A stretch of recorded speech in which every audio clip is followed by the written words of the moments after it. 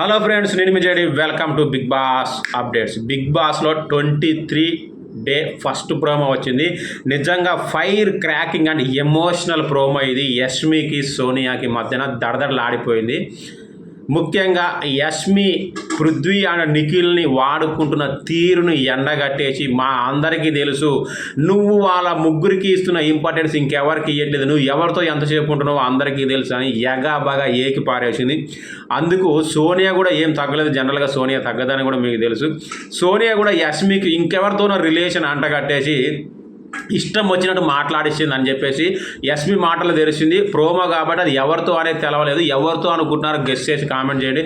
అందువల్ల యష్మి తీవ్రమైన మనోవేదనకు గురై కంట నీరు పెట్టుకుంది. సీత ఓదార్చింది. అంటే ఇక్కడ యష్మికి సోనియాకి మధ్యన ఖచ్చితంగా ఇప్పుడు ఈ వీక్లో 4th వీక్లో నిఖిల్ నలిగిపోతాడని 200% తెలుస్తూ ఉంది. నిజమా కాదా? నిఖిల్ ఫ్యాన్స్ కామెంట్ చేయాలి. అందుకే నిఖిల్ ఫ్యాన్స్ అందరూ కూడా సోనియాకి ఓటు వేయొద్దు అని ఫిక్స్ అయ్యారని కొంతమంది అయితే కామెంట్లు చేస్తూ ఉన్నారు. మరి అందరూ సోనియాకి ఓటు వేయకుండా ఉంటారా లేదా అని తెలియదు. కానీ మొత్తానికైతే యష్మికి సోనియాకి మధ్యన గట్టిగా ఉండేటట్టుంది. వై? బికాజ్ ఇద్దరు ఒకటే క్లాన్కి వచ్చారు. మామూలుగా ఉండదు రాజా.